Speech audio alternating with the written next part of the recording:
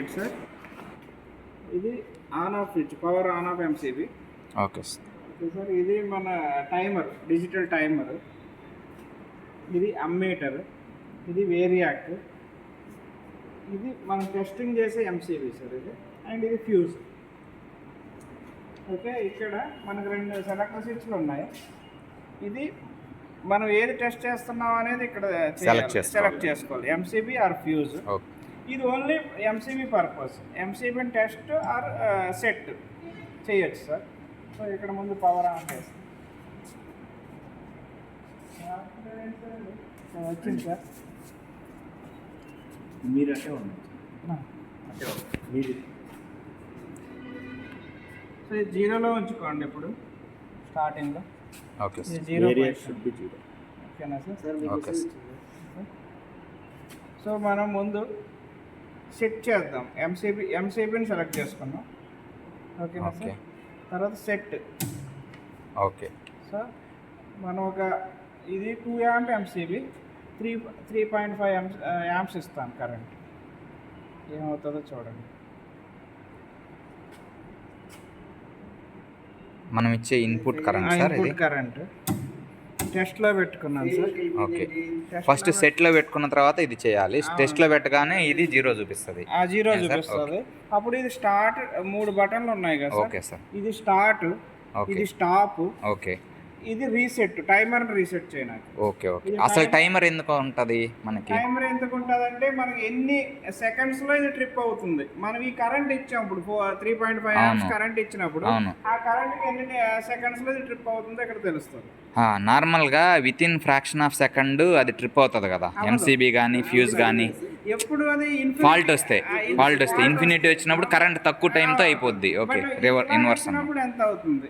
Okay sir. Okay, 5 ఇచ్చినప్పుడు 2 amps కాదు sir. Okay okay. Fault current మనం 3.5 ఇస్తున్నాం అనుకోండి, ఎంత టైంలో ట్రిప్ అవుతుంది.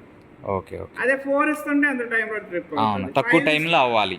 Okay okay sir. Okay sir, ఇది ఆన్ చేసుకున్నాను. ఇది ఆన్ చేసుకోవాలి. అదేంటది? ఎంసీబీ టెస్టింగ్, మనం ఏదైతే టెస్ట్ చేస్తున్నామో ఎంసీబీ ఇది. ఓకే, ఇది ఆన్ చేసాను. ఇక్కడ ఇచ్చింది ఏంటి? ఇది వేరే కరెంట్ 3.64 amps. ఇది సెట్టింగ్ మాత్రమే, ఇది సెట్టింగ్ మాత్రమే. ఇక్కడ నుంచి తీసుకోవాల్సింది ఇక్కడ నుంచి వెళ్ళి అక్కడికి దీని ద్వారా ఇప్పుడు ఇన్పుట్ ఇస్తూ ఉంటుంది. Okay okay. దీని ద్వారా ఫ్లో అవుతుంది కరెంట్. Okay okay. ఇప్పుడు ఎక్కడ మనకి బ్రేక్ డౌన్ అయినట్టుగా చూపిస్తుంది? ఇక్కడే చూపిస్తుంది మీకు సౌండ్.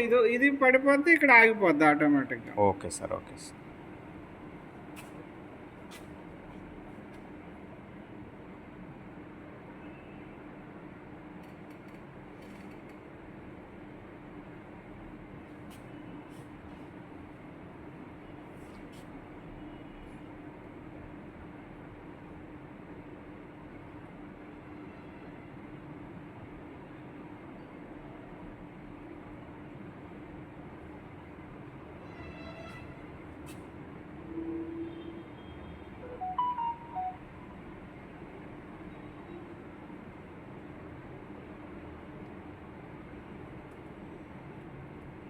So 69 seconds, 70 seconds. స్టార్టింగ్లో కదా సార్, అది కూల్గా ఉంటుంది కదా, కొద్దిగా హీట్ అవునా కూడా కొద్దిగా ఇది టైం ఎక్కువ తీసుకుంది. నెక్స్ట్ టైం ఇదే కరెంట్ పెట్టినప్పుడు ఇంకా తొందరగా అయిపోద్ది. Okay okay. పడింది చూసారా, 87.9 seconds ఆగిపోయింది. ఇక్కడ చూసారా, ఇది కూడా 0 అయిపోయింది. ఎందుకంటే ఇది పడిపోయింది కాబట్టి. Okay sir. Okay sir. అవును సార్. రీసెట్ చేయాలా? రీసెట్ చేసుకోండి. ఇది పెట్టండి. అది డౌన్లోనే ఉంచాలి కదా. ఇక్కడ సెట్ చేసుకున్న తర్వాత కదా, ఇక్కడ సెట్లో పెట్టుకున్న తర్వాత 5. Okay, sorry. ఎందుకు ఎక్కువ పెట్టకూడదు? ఎక్కువ పెడితే ఇది కాలిపోతాయి కదా సార్. మన వేరియాక్ కాదు, ఇది సెట్టింగే కదా. సెట్టింగ్ అయినా సరే అంటే మన లోడ్ వేరియాక్ మీద ఎక్కువ పడిపోతుంది కదా. 10 amps కన్నా మించి వెళ్ళకూడదు సార్. మన లిమిట్ 10 amps. సో 6 పెట్టా కదా.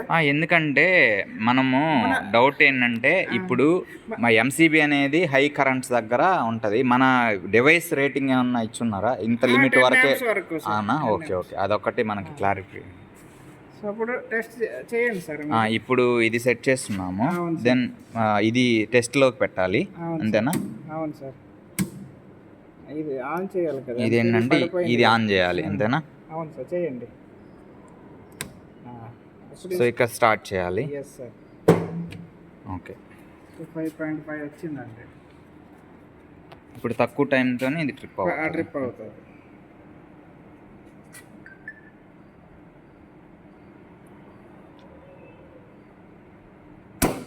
Okay, super. అంతే sir. Okay okay. So next మనం ఏం చేయాలంటే రీసెట్టా? ఇది నోట్ చేసుకుంటారు కదా, నోట్ చేసుకున్న students, తర్వాత రీసెట్. రీసెట్. అంతే సార్. మీరు reset values 5 values okay sir, అంతే Five సార్. కి three మేము 3 చాలు. 1 2 5 6 8 దాకా వస్తాము.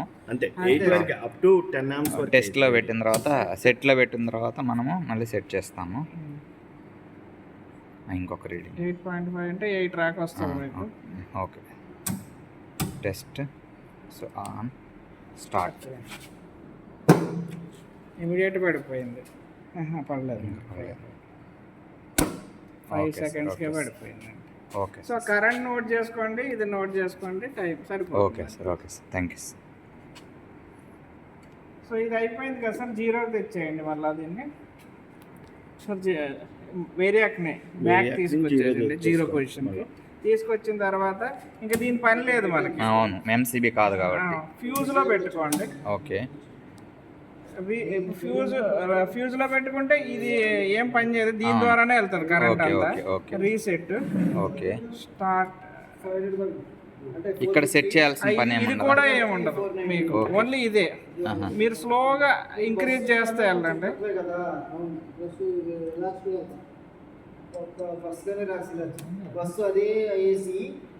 ఫ్యూజ్ లేదు, మర్చిపోయింది. ఫ్యూజ్ ఉందా? కాలిపోయింది. కాదు అలా మీ పక్కన ఉంది. సరే, ఫ్యూజ్ వేస్తారా కొద్దిగా? తీసుకుంటున్నాం మనం అంటే ఓన్లీ 1 లీడ్.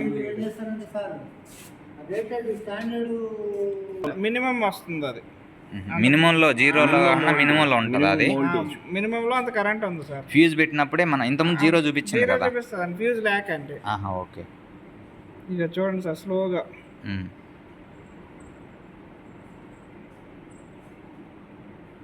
ఫ్యూజ్ ట్రిప్ అవుతుందా మనకి? బర్న్ అయిపోద్దండి.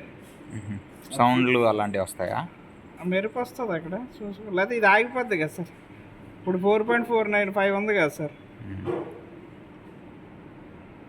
5.25. ఓకే, ది సౌండ్ 5.6కి పోయింది. Zero, the trip. ట్రిప్ అయిపోయింది. అలాగే చూపించండి సార్, చూపించండి. అది అది ఇక్కడ ఇది చూపించండి. ఇది ఓపెన్ కాదు సార్, వైర్ బర్న్ అయిందా లేదా అని. ఇదిగండి, ఓకే సార్, సూపర్. ఇదిగండి. మీరు తక్కువ కరెంట్ కావాలంటే ఇంకా ఫీజ్ వైరింగ్ తెచ్చుకుంటే అయిపోతుంది. Okay rated sir, fuse okay. Wiring. అది సార్. ఓకే 2 లీడ్స్ వేస్తే ఎంత వస్తుంది? 5 లీడ్స్ అయితే అప్ టు వాట్ కరెంట్ మనం 10 చేయొచ్చు? amps, sir. 10 amps. ఎక్కువ మంది మళ్ళీ ఏం ఏరియాకు చేయకూడదు. 10 amps సార్. అవునవును, ఇది మెయిన్. Okay. మీకు 10 amps అని మీరు పెన్ పెట్టి రాసుకున్న పర్లేదు, Okay, మార్కర్ okay. ఇస్తాను. రాస్తాం సార్, డేంజర్ అని రాద్దాం. అంటే అని రాయకపోతే పిల్లలు